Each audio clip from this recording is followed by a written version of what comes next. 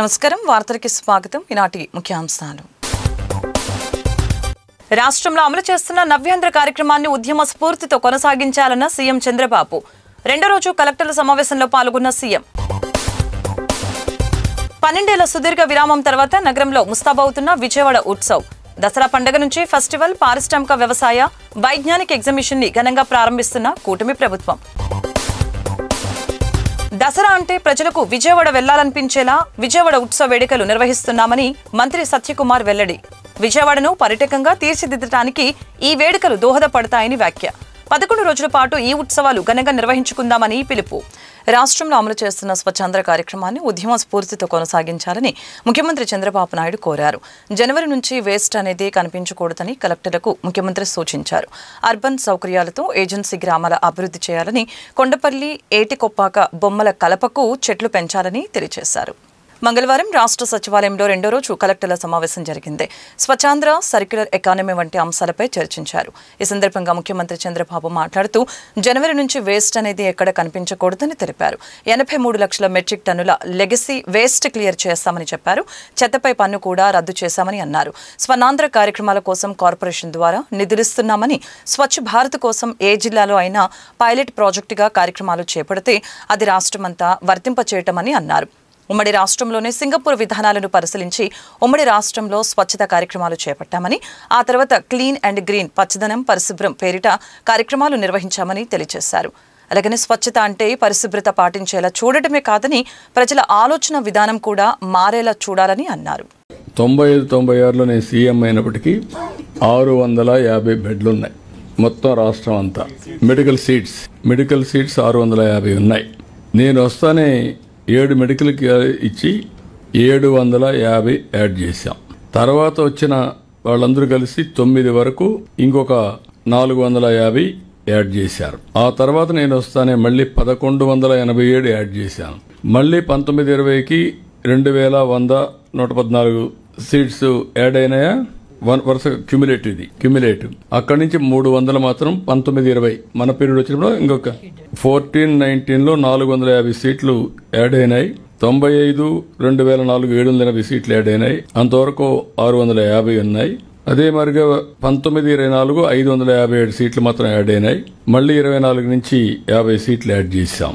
అంటే నేను సీఎంగా ఉన్నప్పుడు 1282 సీట్లు యాడ్ చేశాం. తర్వాత వచ్చినట్టన్నీ 557 సీట్లు. నాకు అప్పుడు పెద్ద రాష్ట్రం అంతా పెద్ద గొడవ. మెడికల్ కాలేజీలు గవర్నమెంట్ పెట్టాలంటే మన దగ్గర రిసోర్సెస్ తక్కువ ఉన్నాయి. ఆ రోజు నేను జిల్లాకు ఒక మెడికల్ కాలేజ్ ఇస్తాను కమిట్ అయ్యాను. కాలేజీలు పెట్టకుండా వదిలేయడమా, కాలేజీలు పెట్టడమా? మొత్తం ఆంధ్రప్రదేశ్ అంతా కూడా ఫస్ట్ టైం డిస్ట్రిక్ట్ ఒక మెడికల్ కాలేజ్ పెట్టాం. దాంతో గేమ్ చేంజర్. నేను ఇచ్చిన హామీ కూడా ఆ రోజుట్లో మీరు గుర్తుపెట్టుకోవాలి. Every 1 kilometre elementary school, every 3 kilometres upper primary school, every 5 kilometre high school, every mandal junior college. అంతవరకు ఏజెన్సీ ఏరియాలో జూనియర్ కాలేజీలు లేవు. All junior colleges combined Andhra Pradesh వచ్చింది. అప్పట్లోనే అన్నిటి దగ్గర వచ్చింది. Every revenue division engineering college, every district medical college. అక్కడి నుంచి స్టార్ట్ అయ్యాం. ఇప్పుడు వీళ్ళు చెప్పేది ఏం మాట్లాడుతున్నారంటే 10 మెడికల్ కాలేజీలు ఇచ్చామని. 10 మెడికల్ కాలేజీలు ఇస్తే 4,955 కోట్లు ఖర్చు అవుతుంది. వీళ్ళు ఖర్చు పెట్టింది 31/3/2024కి 456 కోట్లు. ఇంకా కావాల్సింది 4,500 కోట్లు కావాలి. 5% ఖర్చు పెట్టారు. అన్ని ఖర్చు పెట్టి హాస్పిటల్ రాజశేఖర బొమ్మలు పెట్టారు సార్. ఖర్చు పెట్టి ఇవన్నీ కూడా అది అయిన తర్వాత మీరు చూస్తే నేను వచ్చిన తర్వాత 512 కోట్లు ఖర్చు పెట్టాం. ఇప్పుడు కూడా 3,987 కోట్లు, 4,000 కోట్లు కావాలి. రెండోది ఎవ్రీ ఇయర్ 1,500 కోట్లు కావాలి. 10 కాలేజీలకి 150 కోట్లు చొప్పున 1,500 కోట్లు కావాలి. 1,500 కోట్లు ఎవ్రీ ఇయర్ ప్లస్ ఇప్పుడు 5,000 కోట్లు అంటే 2,000 కోట్ల రూపాయలు, ఒక 4,000 కోట్లు ఖర్చు పెట్టాలి. ఇవన్నీ ఖర్చు పెట్టిన తర్వాత వాట్ ఈస్ ది బెనిఫిట్ అని మీరు చూస్తే governor quota 50%, management quota 30%, 15% NRI quota, అది సెల్ఫ్ ఫైనాన్సింగ్ స్కీమ్. ఇప్పుడు కూడా ఇక్కడికి వచ్చినప్పుడు 50% convener quota, 15% government of India quota, 50% తగ్గలేదు. That is free. వాళ్ళు పెట్టినప్పుడు అదే ఉంది. Seats are same. Government additional expenditure పెట్టాలి. రెండోది పీపీపీ మోడల్, ఇప్పుడు every project PPP model over a period of time that project will belong to government 20 years 30 years తర్వాత మళ్ళా వస్తుంది. రెండోది క్వాలిటీ ఆఫ్ ఎడ్యుకేషన్ బెటర్ గా ఉంటుంది. పేషెంట్స్ కూడా ఆల్ గవర్నమెంట్ హాస్పిటల్స్ లో ఏ ట్రీట్మెంట్ ఉందో అదే ట్రీట్మెంట్ ఇచ్చాం. ఇది ఇస్తే దీన్ని కావాలని రాజకీయం చేసే పరిస్థితి వస్తున్నారు. ఏదేమైనా రాజకీయాలు ఉంటాయి, రాజకీయాలు మేము ఫేస్ చేస్తాం. దాన్ని ఎగ్జిక్యూట్ చేసేది మీరు చేయాల్సిందిగా నేను కోరుతున్నా. 12 ఏళ్ల సుదీర్ఘ విరామం తర్వాత విజయవాడలో దసరా పండుగ నుండి ఫెస్టివల్, పారిశ్రామిక, వ్యవసాయ, వైజ్ఞానిక ఎగ్జిబిషన్ ఘనంగా ప్రారంభం కానుంది. ఈ కార్యక్రమం విజయవాడ చరిత్రను, సంపదను ప్రపంచానికి తెలియచేసేలాగా ప్రత్యేకంగా నిర్వహించబడుతోంది. విజయవాడ పార్లమెంటు సభ్యులు కేశినేని శివనాథ్ చిన్ని, మైలవరం శాసనసభ్యులు వసంత వెంకట కృష్ణ ప్రసాద్ సంయుక్తంగా ఈ ఎగ్జిబిషన్ ని నిర్వహిస్తున్నారు.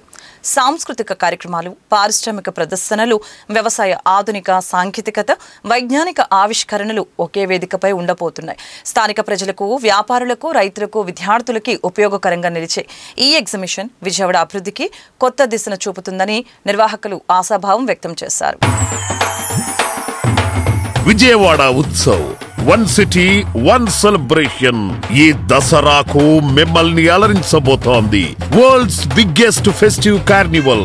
Live music concerts, 11 days 11 concerts. September 22 నుండి అక్టోబర్ 2 వరకు.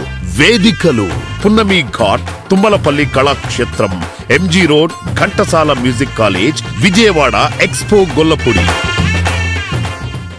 దసరా అంటే ప్రజలకు విజయవాడ వెళ్లాలని అనిపించేలాగా విజయవాడ ఉత్సవ వేడుకలు నిర్వహిస్తున్నామని, విజయవాడను పర్యాటకంగా తీర్చిదిద్దడానికి ఈ వేడుకలు దోహదపడతాయని మంత్రి సత్యకుమార్ అన్నారు. 11 రోజుల పాటు ఈ ఉత్సవాలు ఘనంగా నిర్వహించుకుందాం, అంతరించిపోతున్న కళల్ని పరిరక్షించుకుంటూ వేడుకలు నిర్వహిద్దామని పిలుపునిచ్చారు. ఇక ప్రజలను ఇందులో మమేకం చేద్దామని మంత్రి సత్యకుమార్ యాదవ్ తెలిపారు. విజయవాడ ఉత్సవ్ సన్నాహక సమావేశం జరిగింది. కార్యక్రమానికి ఉమ్మడి కృష్ణా జిల్లా మంత్రి సత్యకుమార్ యాదవ్తో పాటు ఎంపీలు, ఎమ్మెల్యేలు, ఎమ్మెల్సీలు, కూటమి నాయకులు హాజరయ్యారు. విజయవాడ ఉత్సవ్ దిగ్విజయం చేయడంపై ప్రజా ప్రతినిధులు చర్చలు జరిపారు. ఈ సందర్భంగా మంత్రి సత్యకుమార్ మాట్లాడుతూ 11 రోజుల పాటు ఈ ఉత్సవాలు ఘనంగా నిర్వహించుకుందాం, అంతరించిపోతున్న కళల్ని పరిరక్షించుకుంటూ వేడుకలు నిర్వహిద్దాం అని పిలుపునిచ్చారు. ఇక ప్రజలను ఇందులో మమేకం చేద్దామని మంత్రి సత్యకుమార్ యాదవ్ పిలుపునిచ్చారు. దసరా అంటే ప్రజలకు విజయవాడ వెళ్లాలని అనిపించేలాగా ఈ వేడుకలు నిర్వహిస్తున్నాం. విజయవాడను పర్యాటకంగా తీర్చిదిద్దడానికి ఈ వేడుకలు దోహదపడతాయని చెప్పారు. ఈ ఏడాది మొదలుపెట్టిన చిన్న ప్రయత్నం ప్రపంచానికి చాటి చెప్పేలా చేస్తామని అన్నారు. ఈ జిల్లాకు ఇన్ఛార్జి మంత్రిగా ఉన్న సమయంలో నాకు భాగస్వామ్యం కల్పించడం సంతోషంగా ఉందని తెలిపారు. దసరా అంటే దేశమంతా విజయవాడ వైపు చూసేలా నిర్వహిస్తాం. మైసూరు తరహాలో విజయవాడలో దసరా ఫెస్టివల్ నిర్వహిస్తామని సత్యకుమార్ చెప్పుకొచ్చారు. ఆపరేషన్ బుడమేరు అమలు చేస్తామని, ఆక్రమణలు తొలగించి వరద ముంపు నివారణ చర్యలు చేపడతామని ప్రకటించి సంవత్సర కాలం గడుస్తున్నా ఈనాటికి స్పష్టమైన చర్యలు ప్రభుత్వం చేపట్టలేదని సిపిఐ రాష్ట్ర కార్యదర్శి కె రామకృష్ణ ఆగ్రహం వ్యక్తం చేశారు. రాజకీయాలకు అతీతంగా ఆపరేషన్ బుడమేరు అమలు చేసి వరద ముంపు నివారణ చర్యలు చేపట్టాలని ప్రభుత్వానికి విజ్ఞప్తి చేశారు. ఆపరేషన్ బుడమేరుని అమలు చేయాలని, బుడమేరు ముంపు నివారణ చర్యల పట్ల ప్రభుత్వ నిర్లక్ష్యాన్ని నిరసిస్తూ సిపిఐ పార్టీ ఆధ్వర్యంలో ధర్నా చౌక్లో మంగళవారం ధర్నా జరిగింది. ఈ కార్యక్రమంలో సిపిఐ రాష్ట్ర కార్యదర్శి రామకృష్ణ, జిల్లా కార్యదర్శి దోనెపూడి శంకర్, నగర కార్యదర్శి జి కోటేశ్వరరావు తదితర నాయకులు పాల్గొన్నారు. ఈ సందర్భంగా వారు మాట్లాడారు. బుడమేరు వరద బీభత్సాన్ని ఇప్పటికీ ప్రజలు మరవలేదని అన్నారు. సుమారు 32 డివిజన్లు వరద ముంపునికి గురయ్యాయని చెప్పారు. నగరానికి ఎగువ దిగువ ప్రాంతాలు కూడా వరద ముంపుకి గురయ్యాయని చెప్పారు. భవిష్యత్తులో వరద ముంపు రాకుండా నివారణ చర్యలు తీసుకుంటున్నామన్న కూటమి ప్రభుత్వం ఇప్పటివరకు చర్యలు తీసుకోలేదని తెలిపారు. రాజకీయాలకు అతీతంగా ఆపరేషన్ బుడమేరు అమలు చేయాలని అన్నారు. లేకుంటే ప్రజల పక్షాన పెద్ద ఎత్తున ఆందోళన చేస్తామని తెలిపారు. గత అనేక దశాబ్దాలుగా వారు ఇబ్బందులు పడుతూ ఉన్నారు బుడమేరు వరదలు. లాస్ట్ ఇయర్ కూడా మీరందరూ కూడా చూశారు, చాలా పెద్ద ఎత్తున బుడమేరు వరదలు వచ్చాయి. ఆ సందర్భంలో ముఖ్యమంత్రి చంద్రబాబు నాయుడు గారు 9 రోజుల పాటు బస్సులోనే ఉండి ప్రజలకు అన్ని రకాల సౌకర్యాలు కల్పించడానికి కూడా చర్యలు చేశారు.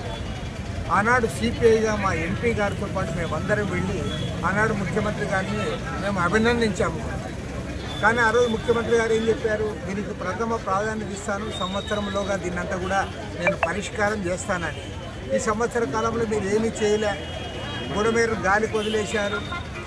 సెంట్రల్ గవర్నమెంట్ నిధులు కావాలని చెప్పి డిజాస్టర్ మేనేజ్మెంట్ కింద నిధులు ఇవ్వమని చెప్పి కేంద్ర ప్రభుత్వం ఉత్తరం రాశారు. నా పని అయిపోయిందని చెప్పి మీరు ఊరికే ఉన్నారు. బట్ బుడమేరు ఇవాళ మళ్ళీ ప్రజలందరూ కూడా ఇబ్బందులు పడుతూ ఉన్నారు. బుడమేరు వస్తే మా పరిస్థితి ఏమిటని లబోదిబోమంటారు. ఇదే కాదు, దాదాపు 3-4 దశాబ్దాల క్రితం ఈవెన్ చంద్రబాబు నాయుడు గారు ముఖ్యమంత్రిగా ఉన్నప్పుడు ఏ ప్రాజెక్ట్ అయితే ప్రారంభించాడో, ఏ ప్రాజెక్ట్ అయితే శంకుస్థాపన చేశాడో అవన్నీ కూడా పెండింగ్లోనే ఉన్నాయి. అంద్రీనీవా, గాలేరు నగరి, వెలుగొండ ప్రాజెక్టులు, కర్నూలు జిల్లా ప్రాజెక్టులు, అదేవిధంగా ఉత్తరాంధ్రలో ఉన్న శ్రీకాకుళం, విజయనగరం జిల్లాల ప్రాజెక్టులు అన్నీ కూడా పెండింగ్లో ఉన్నాయి.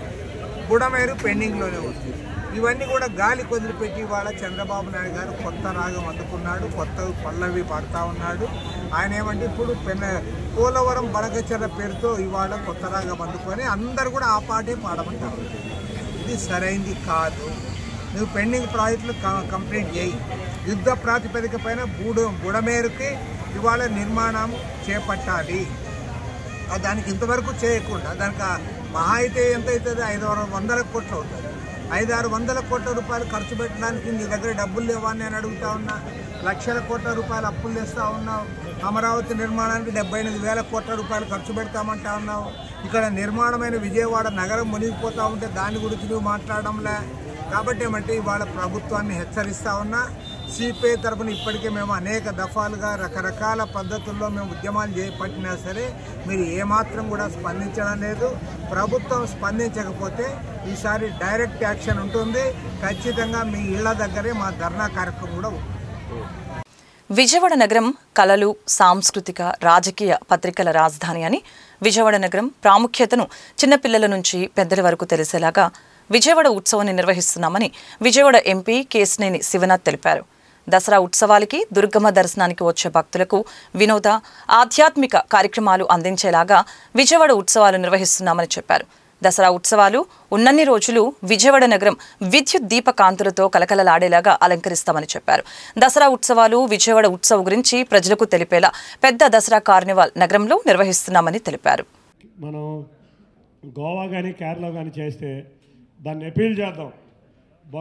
మీ వచ్చిన వాళ్ళందరికీ కూడా హోమ్ స్టే కొంచెం మనం కూడా అసోసియేషన్తో నిన్న రాత్రి 3 గంటలు కూర్చున్నాను. వాళ్ళన్నీ రకరకాల సలహాలు ఇచ్చారు. Chamber of commerce Vijayawada chamber of commerce వారు తప్పకుండా వాళ్ళు చెప్పారు. ఇది కొంత మేము ఫుడ్లో కానీ మేము హోమ్ స్టేలో కానీ ఇవన్నీ కూడా ఎంకరేజ్ చేసి సపోర్ట్ చేస్తామని చెప్పారు. ఇది ప్రజల జరిగే ఉత్సవం, ప్రజల పార్టిసిపేషన్తో జరిగే ఉత్సవం, ప్రజల ద్వారా జరిగే ఉత్సవం, ప్రజల అవేర్నెస్తో జరిగే ఉత్సవం. కాబట్టి ఈ అవేర్నెస్ కార్యక్రమాలు రేపు నుంచి మొదలు పెట్టబోతున్నాం భారీ ఎత్తున. తప్పకుండా మనం అన్ఎక్స్పెక్టెడ్ క్రౌడ్ రెడీ అవుతున్నాం. ఎందుకంటే కూటమి ప్రభుత్వం అధికారంలోకి రాగానే మహిళా మనులందరికీ ఉచిత బస్సు సర్వీస్ ఇచ్చాం.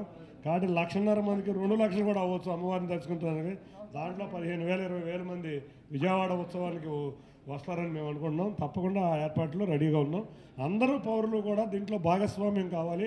ఇటువంటి కొత్త ఐడియాలు మీరు ఇస్తే మనం అందరం కూడా దాన్ని అవేర్నెస్ ప్రోగ్రామ్ చేద్దాం.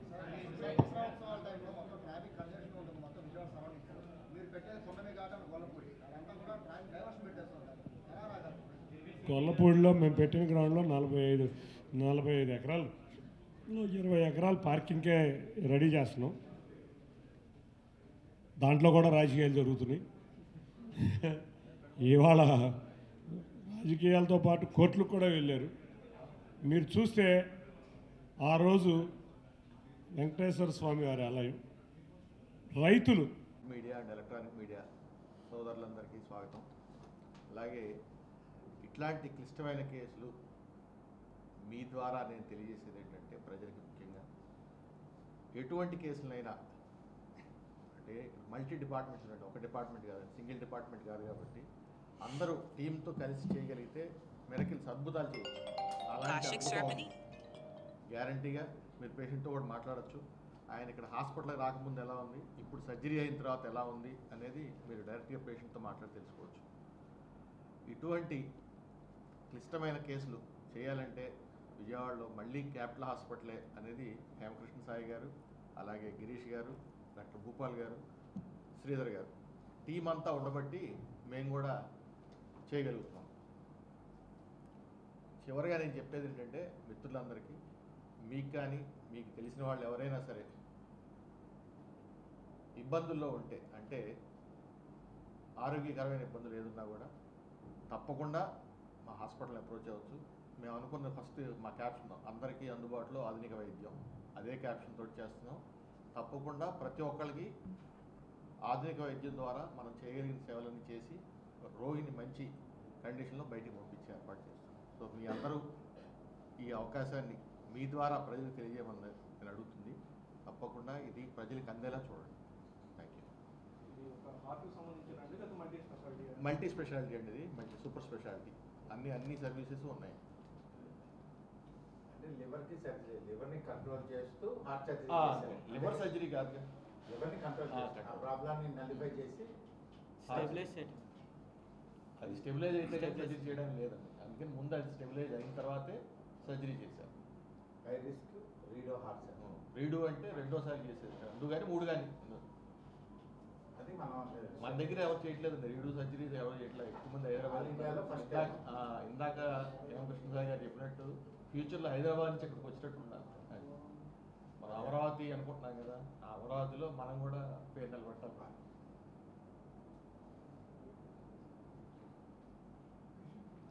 మీరు ఏమైనా అడగదలుచుకుంటే అడగచ్చు.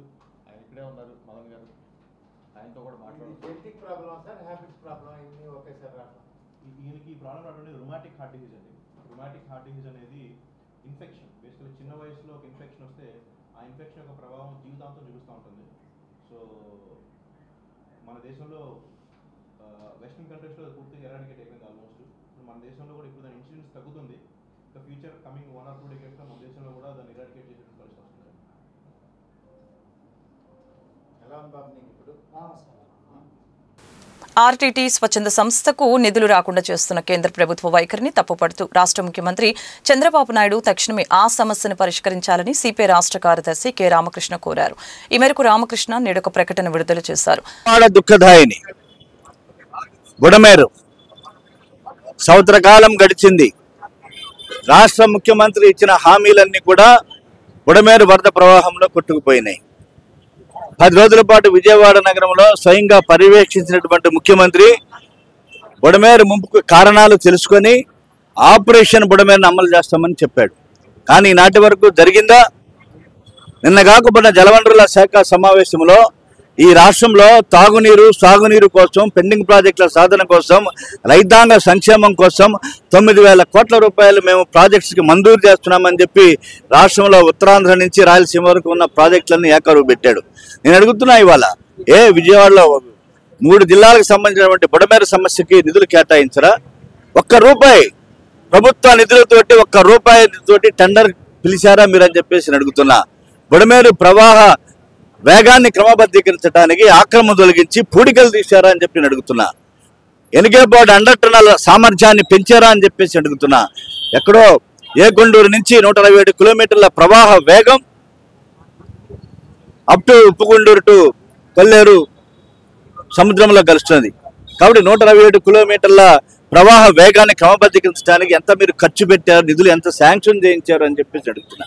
కాబట్టి పూర్తిగా మోసపూరితమైనటువంటి మాటలతోనే ఈ సంవత్సరకాలం గడిచారు. నిన్న కాక మొన్న న్యూ రాజశ్రీపేటలో డయేరియా ప్రబలింది. దానికి కారణం ఒక కుంటి సాగు చెప్పాడు. ఓ పక్కన రాష్ట్ర ప్రభుత్వం, నగరపాలక సంస్థ వైఫల్యం. అది బుడమేరు వరద ముంపు వలన, బుడమేరు పరివాహక ప్రాంతం వలన ఆ వాటరు ఈ వాటరు పైప్ లైన్లు కలిసి వరద వాస్తవమే అది. కాబట్టి మీ స్వయంగా మీ మంత్రి గారే ఒప్పుకున్నాడు. అందువల్ల ఎప్పుడైతే మీరు బుడమేరు క్రమబద్ధీకరణకి ముంపు నివారణ చర్యలు చేపట్టడంలో నిర్లక్ష్యం వహించినటువంటి కారణంగా ఇవాళ డయేరియా ప్రబలింది. ఆపరేషన్ బుడమేరు అమలు జరగాలి, ఆక్రమణ తొలగించాలి. ఆ వైపుగా సిపిఐ సంవత్సర కాలంగా మీరు చెప్పినటువంటి ఆపరేషన్ బుడమేరు హామీల్ని అమలు చేయమని చెప్పేసి మేము కోరుతున్నాము. కాబట్టి ఇవాళ మీ ప్రభుత్వ నిర్లక్ష్యానికి నిరసనగా ఈరోజున సిపిఐ నిరసన దీక్షను చేపట్టింది. ఈ నిరసన దీక్షని జయప్రదం చేయాల్సిందిగా ప్రభుత్వం వెంటనే కదిలి ఆపరేషన్ బుడమేరును అమలు చేయాలని చెప్పేసి పత్రికాముఖంగా విజ్ఞప్తి చేస్తున్నాం. మంచి ప్రభుత్వం అని డబ్బాలు కొట్టుకునేటటువంటి ప్రభుత్వాన్ని సిపిఐగా ప్రశ్నిస్తా ఉన్నాం. బుడమేరు ముంపులో ప్రజలు జలదిగ్బంధంలో కాపురాలు చేసి సంవత్సరం అవుతా ఉన్నది. బుడమేరు ముంపుకి వార్షికోత్సవం చేసుకోవాల్సినటువంటి పరిస్థితి వస్తూ ఉన్నది. కాబట్టి ఈ సంవత్సర కాలంలో ఈ ప్రభుత్వం బుడమేరు ముంపు నుండి పరిరక్షించేటటువంటి దానికోసం ఏ రకమైనటువంటి చర్యలు చేపట్టకపోవడంతో సిపిఐగా అనేక దఫాలుగా ఆందోళన చేస్తూ ఉన్నాం. ముఖ్యంగా విజయవాడ నగరంలో 32 డివిజన్స్ నీట మునిగినాయి. అటువైపు ఉన్నటువంటి భవానీపురం, విద్యాధరపురం, రాజరాజేశ్వరపేట, కొత్త రాజరాజేశ్వరపేట, సింగనగర్, కండ్రిక, పాయికాపురం ప్రాంతాలు మొత్తం కూడా 32 డివిజన్స్ లో ఉన్నటువంటి ప్రజలందరూ కూడా జలదిగ్బంధంలో రోజుల తరబడి జలదిగ్బంధంలో ఉండినటువంటి పరిస్థితిని ఈ రోజున ప్రభుత్వం పెడచెవిన పెట్టడం సరైనటువంటిది కాదు. ఇమీడియట్ గా రాబోయేటటువంటి కాలంలో బుడమేరు ముంపు నుండి పరిరక్షించేటటువంటి దానికోసం 3 జిల్లాలతో పాటుగా విజయవాడ నగరాన్ని పరిరక్షించేటటువంటి దానికోసం శాశ్వత చర్యలు రాష్ట్ర ప్రభుత్వం చేపట్టాలని చెప్పి సిపిఐగా డిమాండ్ చేస్తున్నాం. ఆ వైపుగా రాబోయేటటువంటి కాలంలో ప్రభుత్వం కనుక స్పందించకపోతే ప్రజలే చైతన్యవంతమై ఈ ప్రభుత్వ విధానాన్ని నిరసించేటటువంటి పరిస్థితి వస్తుంది. ఈ మధ్య కాలంలో భవానీపురం ప్రాంతం, శివాలయం ప్రాంతంలో ప్రజలు స్వచ్ఛందంగా రాజకీయాలకు అతీతంగా మొన్న వచ్చినటువంటి వర్షాల పైన నిరసించి ఆందోళన కార్యక్రమం చేపట్టినటువంటి చర్యలు కనుక మనం గమనించినట్లయితే ఈ ప్రభుత్వం పైన రాబోయేటటువంటి కాలంలో ప్రజలు కూడా పెద్ద ఎత్తున తిరగబడేటటువంటి పరిస్థితి కూడా వస్తా ఉన్నది. దీన్ని గమనించి ఆపరేషన్ బుడమేరు తక్షణం అమలు చేసి రాబోయేటటువంటి కాలంలో బుడమేరు ముంపు నుండి ప్రజలను పరిరక్షించేటటువంటి దానికోసం శాశ్వత చర్యలు చేపట్టాలని చెప్పి సిపిఐగా డిమాండ్ చేస్తాం.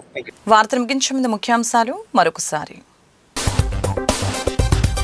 రాష్ట్రంలో అమలు చేస్తున్న నవ్యాంధ్ర కార్యక్రమాన్ని ఉద్యమ స్ఫూర్తితో కొనసాగించాలన్న సీఎం చంద్రబాబు. 2వ రోజు కలెక్టర్ల సమావేశంలో పాల్గొన్న సీఎం. 12 ఏళ్ల సుదీర్ఘ విరామం తర్వాత నగరంలో ముస్తాబవుతున్న విజయవాడ ఉత్సవ్. దసరా పండుగ నుంచి ఫెస్టివల్, పారిశ్రామిక, వ్యవసాయ, వైజ్ఞానిక ఎగ్జిబిషన్ ని ఘనంగా ప్రారంభిస్తున్న కూటమి ప్రభుత్వం. దసరా అంటే ప్రజలకు విజయవాడ వెళ్లాలనిపించేలా విజయవాడ ఉత్సవ వేడుకలు నిర్వహిస్తున్నామని మంత్రి సత్యకుమార్ వెల్లడి. విజయవాడను పర్యాటకంగా తీర్చిదిద్దడానికి ఈ వేడుకలు దోహదపడతాయని వ్యాఖ్య.